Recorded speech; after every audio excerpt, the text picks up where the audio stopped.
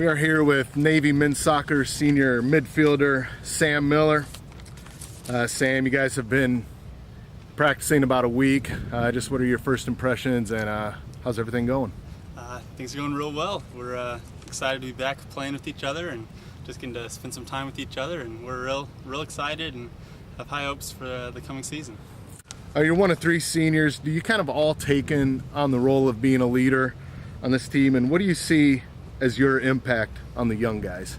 I would say more than just the seniors. All of the returning players have taken it upon themselves to set an example of how the program should look and how the interactions between the players both on and off the field should be.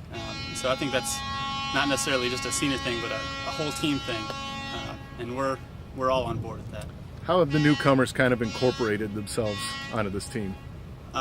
They've been doing real well on the field, and they're great guys off of it. So we all get along real well. We're real excited to have all the new guys with us. Okay.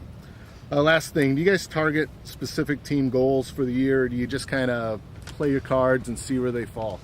We definitely have specific goals. That might not be as tangible as winning a national championship or something like that, because it's not.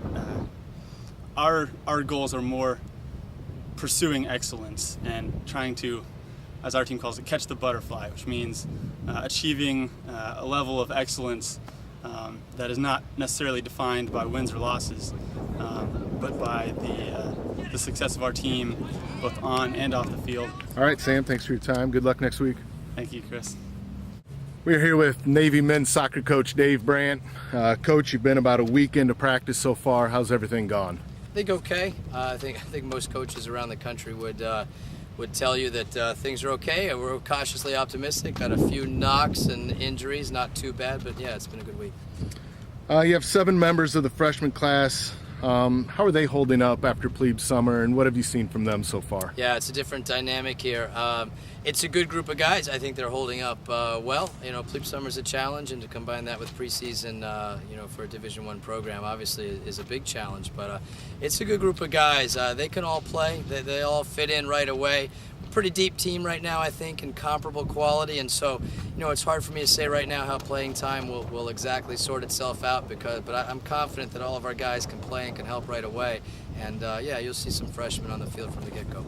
Along those lines, the last 2 years, you've really seemed to rely on freshmen during the year. How does that help you balance that out for the upcoming season? Well, the last 2 years, I think in a way we've had to, because of the makeup of the team, because of guys we've brought in, and just the way things went, we've been forced to. I don't think we're forced to this year. I think this is the first time since I've been here that we won't have a team that's fully half freshmen, that we won't have to absolutely lean on those guys. And, to look at their contribution now as a plus on top of what our returns can already bring, that's a little bit of a big difference for us. We're looking forward to that. I think it'll be a good thing. You're still a very young team, actually, with 3 seniors on it.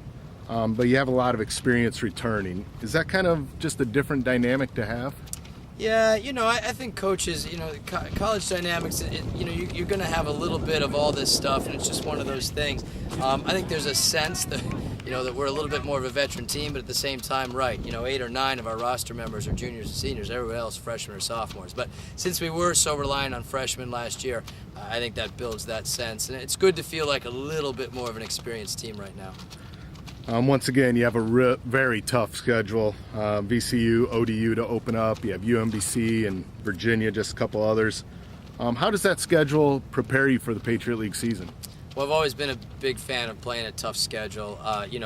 Loyola, UNCG, in addition to the teams you mentioned, it's definitely a tough schedule. And I think it prepares us for the highest level. For me, it's the only way to prepare for the Patriot League, and so that's what we'll take on. That's what we'll try.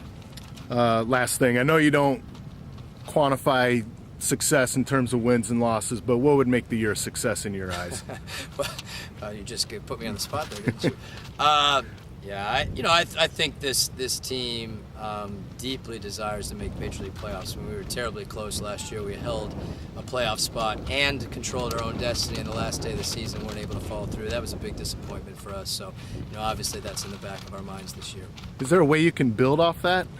Do the returning guys realize that? I think honestly, it's easiest and best for a coach to build off success. What would I have liked? I would have liked to have made Patriot League playoffs, and who knows what we would have done from there. The team we gave our spot to, Bucknell, won the tournament. It's a tight league. I think you get in, anybody can win, and I think it's best to build off success. But what happened, and we have to learn from it. Clearly, the disappointment played a motivating role for us. But it all is what it is, and it's a tight league, and we've got to scratch and claw and make for ourselves what we can this year. That's what we'll try to do.